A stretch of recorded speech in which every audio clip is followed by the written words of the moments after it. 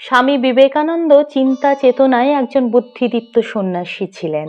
একবার স্বামীজি আমেরিকা যাওয়ার জন্য জাহাজে করে রওনা দেন। স্বামীজির সাথে আরেকজন সঙ্গী ছিলেন।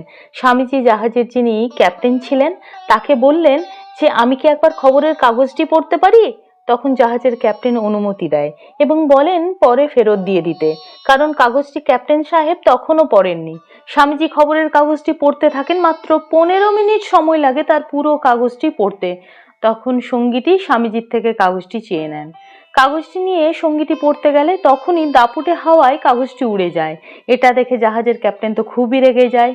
তিনি স্বামীজিকে বলেন, আমি কাগজটি এখনো পড়িনি আর তুমি কাগজটি জলে ফেলে দিলে।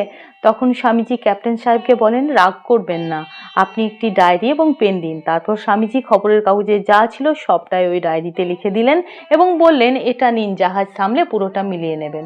এমনই ছিল স্বামীজির স্মৃতিশক্তি।